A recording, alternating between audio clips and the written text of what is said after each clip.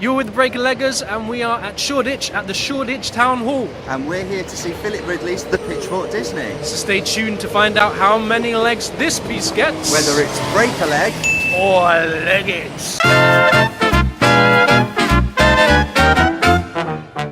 So we've come to the end of the Pitchfork Disney at the Shoreditch Town Hall. How did you find that? Interesting. It's my first real introduction, I guess, to Philip Ridley. I know he's famous for the kind of shock theatre, and there were tons of aspects of that in this piece itself. Very immersive as a production. A strange space in a basement, very thin, narrow corridor of a space, really, and the piece was performed in the traverse, and we were all sat around on odds and ends of furniture, everything from bookcases to coffee tables, which kind of resemble a bit of a bedsit squat. So that was really nice, really interesting, and really added for a new dynamic. How about you? What did you think of it? Yeah, the whole piece is quite nightmarish and kind of plays on people's fears and insecurities. Abstract. Very abstract. The piece is abstract, almost as a piece of art. Not entirely sure what it's about, but as an audience member, you're very on edge. And the setting that they've chosen for that is very apt for the piece. Although it's set in it's almost quite an ornate town hall, the piece is actually done down in the basement. So as you head down the stairs, you kind of head down to this decaying, also bare, covered in plaster. You've got electric wires exposed, so it's very dank, dingy. Within the piece, one of the characters kind of delves down and finds a cockroach to eat, and that wasn't the kind of space you would envisage. It's believable, very believable. Yeah, it was exactly that. The majority of the cast was so committed and so enthusiastic about what they were delivering, which really came through. It made it for a very kind of enjoyable yet disturbing watch. Yeah, it's only cast of 4. So all of the characters are exposed. One of the only female character was on set from the very beginning, from the point of us coming into the space as actors. She was played by Hayley Squires played Hayley Stray. Although she was the only female, and there were large chunks where she didn't have an awful lot to do with regards to dialogue. But when she did speak, I found her a little bit kind of a bit Natalie Cassidy. I'm just Natalie. I'm doing this now. I thought she was great. I thought it fit the style of the piece. It was quite amplified and quite over the top to a degree, because the text they're working with is quite abstract. George Blagden as Presley Stray, great performance. Really grew. Started off very kind of insular. I thought his performance wasn't very out there. The character of Presley and what George brought to it started off very kind of confident, almost had charge of it. By the end he's kind of broken down by his own fears and insecurities, and the way that played out with the strength of George Blagden's performance was fantastic. Yeah, George has what felt like a 10-minute monologue towards the end of the piece where he's describing one of his nightmares, and it kind of strikes real chord with anyone in terms of trying to escape, trying to run away, and the anxiety and the fear that comes from that. And as he was going through, you kind of really felt like, oh, I have kind of similar nightmares, and you're really on the edge of your seat. So that was done really well by George Blagden. It's a very small part of Pitchfork Cavalier, played by Sven Schott. Interested again, totally committed, very intimidating, cuts an impressive figure, comes in clad in gimp gear basically, and has very, very little dialogue, but his performance was definitely in his mannerisms and the figure that he cut. It was a very physical performance, and he's the personification of the boogeyman, really. He kind of comes across as that kind of the bogeyman, nasty, there's a what's hiding under your bed type character, and he performed that with real guts. But I think standout for me was definitely Tom Rhys-Harris as Cosmo Disney.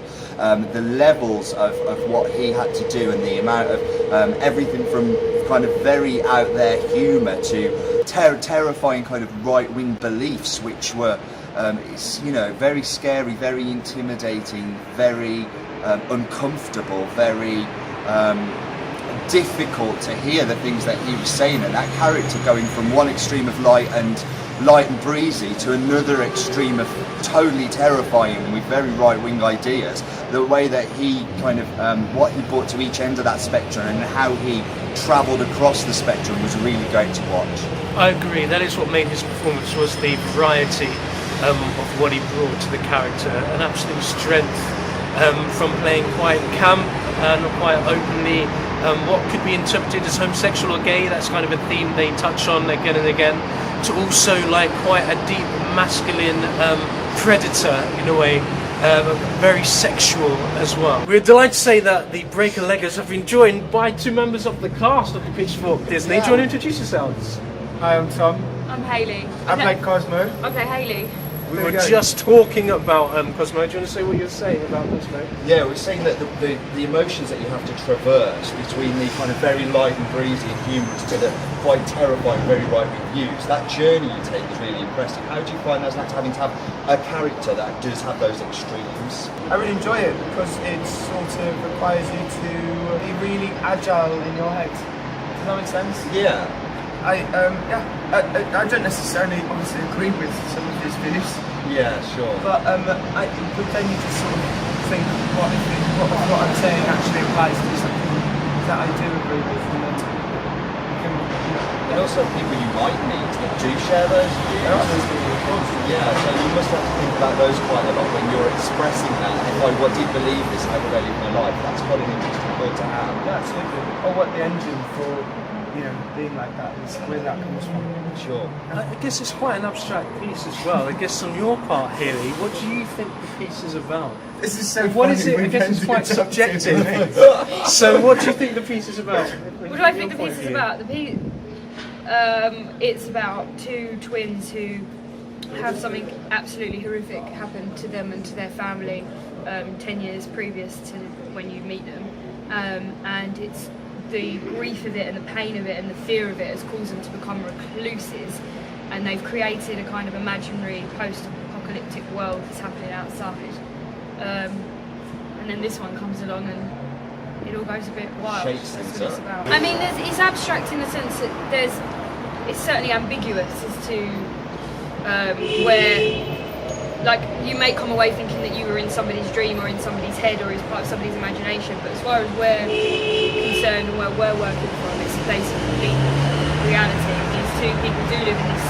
circumstances, and he is invited in, and then what unfolds.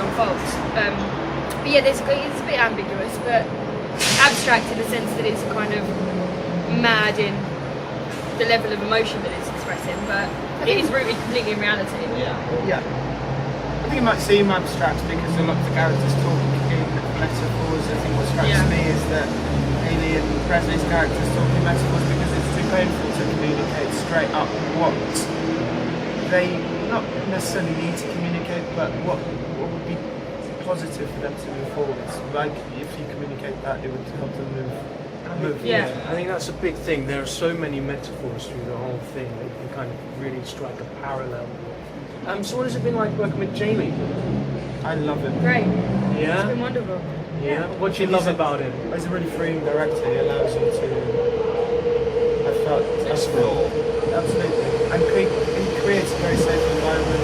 I think he's awesome. Jamie's amazing to work with. He created a really safe environment for us because the cast is so small. It was quite concentrated, but he allowed for fun and laughter and all of that. It wasn't a case of just being in the world relentlessly for hours on end.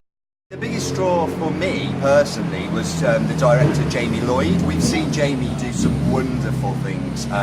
Really always constantly impressed by his work and what he brings to texts that are really familiar. Things like Dr. Faustus, Christopher Marlowe play, which is, hundreds of years old. He breathed total fresh life into that. So, how many legs for this piece, I hear you ask? So, for the Pitchfork Disney by Philip Ridley, playing here at Shoreditch Town Hall down in the basement, we would like to give three legs for the Pitchfork Disney. That's not at all a reflection on the strength of the actors. It's the fact that the piece probably is a little bit marmitey. Philip's in-your-face style that he has is something that you've either got to totally get on board with and be open up for a ride. If you're coming here for safe theatre, this is not it. As a result, might not appeal to everybody. But as far as, and that's the text basically, it's just a little bit strange. As for the production and the performances itself, definitely worth seeing. Yes, for a theatrical experience, if that's what you're looking for, then this is definitely it. If you're here for a thinking piece,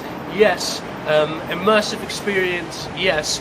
If you're looking to be given something that, like someone said, is nice and playful, enjoyable, a laid out plot that is straightforward so that you can follow and just tag along for the ride, this isn't the piece for you. It's not entirely accessible for everybody. Why not make your own mind up and head down to Shoreditch Town Hall? We're heading to the other side of the river shortly, to the Old Vic, to see art. So we'll catch you after that. See you later. Bye.